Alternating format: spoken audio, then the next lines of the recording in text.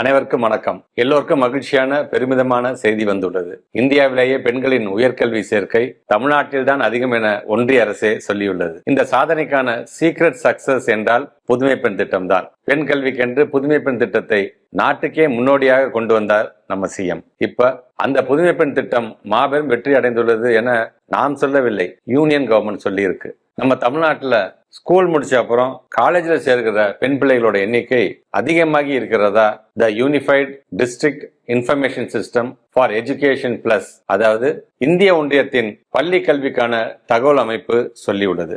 காலேஜுக்கு போற பெண் பிள்ளைகளின் சதவீதம் 2020-21 கல்வியாண்டில் 49.8% இருந்தது. அதுவே புதுமை பெண் போன்ற பெண்களுக்கான முன்னேற்ற திட்டங்கள் செயல்படுத்தியதற்கு பிறகு 2024-25 கல்வியாண்டில் 26% அதிகரித்துள்ளது. இந்திய ஒன்றியத்திலேயே தமிழ்நாடுதான் இதில் முதலிடத்தில் உள்ளது. ரொம்ப எளிமையா சொல்ல வேண்டும் என்றால் இதுதான் திராவிட மாடல். இதுதான் திராவிட மாடலின் ரியல் சக்சஸ் ஸ்டோரிஸ். திராவிட மாடல் 2.0 ஆட்சி விரைவில் தொடங்க உள்ளது. அப்போ 100% பெண் பிள்ளைகள் கல்லூரிக்கு போவதை மாண்புமிகு முதலமைச்சர் அவர்கள் உறுதி செய்வார். ஒரு பெண் கல்வி கற்றால் அந்த குடும்பத்தின் 5 தலைமுறை உயரும் என்பார் நமது மாண்புமிகு முதலமைச்சர் அவர்கள். அவ்வகையில் தமிழ்நாட்டு பெண்கள் தரணியை ஆளப் போகிறார்கள் என்பது உண்மை. அனைத்து பெண் பிள்ளைகளுக்கும் வாழ்த்துக்கள். நன்றி.